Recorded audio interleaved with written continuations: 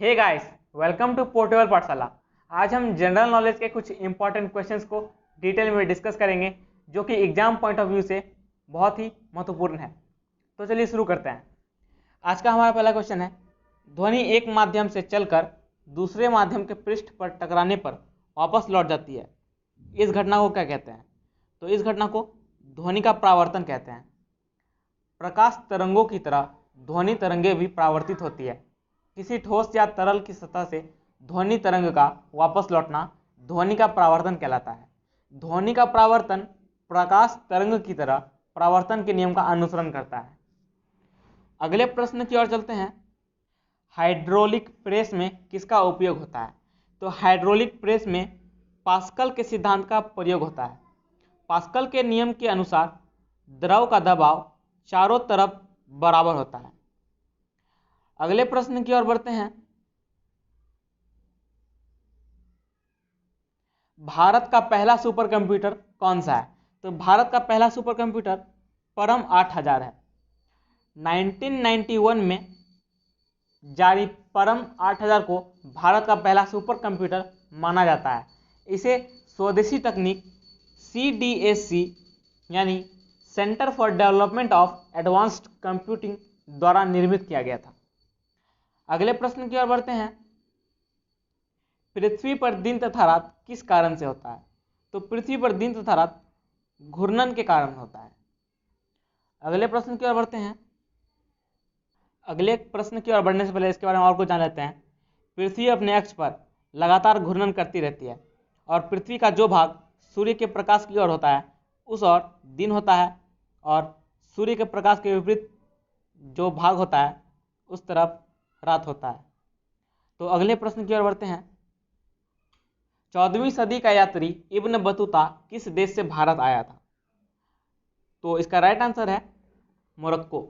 Ibn Battuta Morocco का एक विद्वान था। उसे मध्यकाल के महानतम मुस्लिम यात्री के रूप में जाना जाता है। उसने 14वीं शताब्दी में अफ्रीका, मिडल ईस्ट और एशिया सहित अधिकांशतः इस्लामिक विश्व की यात्रा की थी। वह मुहम्मद बिन तुगलक के शासनकाल के दौरान भारत आया था। उसकी एक प्रसिद्ध पुस्तक का नाम रहला है, जिसमें उसने अपनी यात्राओं का वर्णन किया था। अगले प्रश्न की ओर बढ़ते हैं। पोलियो किसके कारण होता है? तो पोलियो विषाणु के कारण होता है। पोलियो एक विषाणु जनित रोग है जो आमतौर पर एक व्यक्ति से दूसरे व्यक्ति के संपर्क में आने से फैलता है। अगले क्वेश्चन की ओर बढ़ते हैं। रेडियोधर्मी तत्व किसका उत्सर्जन करते हैं? तो रेडियोधर्मी तत्व ऑप्शन है अवरक्त तरंग, पराबैंगनी तरंग, रेडियो तरंग या फिर नन। तो फ्रेंड्स इसका राइट आंसर है नन। रेडियोधर्मी तत्व अल्फा, बीटा तथा गामा विकिरणों का उत्सर्जन करता है। रेडियोधर्मी तत्वों के उत्सर्जन की प्रकृति का अध्ययन रदरफोर्ड ने किया था। अगले क्वेश्चन की ओर बढ़ते हैं। टिंडल प्रभाव संबंधित है? तो टिंडल प्रभाव प्रकीर्णन से संबंधित है। टिंडल प्रभाव को टिंडल प्रकीर्णन भी कहते हैं। इसका नामकरण 19वीं शताब्दी के भौतिक वैज्ञानिक जॉन टिंडल के नाम पर किया गया है। इस प्रभाव का एक अच्छा उदाहरण दूध के गिलास में फ्लैशलाइट का चमकना है। तारों का टिमटिमाना भी टिंडल प्रभाव का एक अच्छा उदाहरण है। अगले प्रश्न की ओर बढ़ते हैं।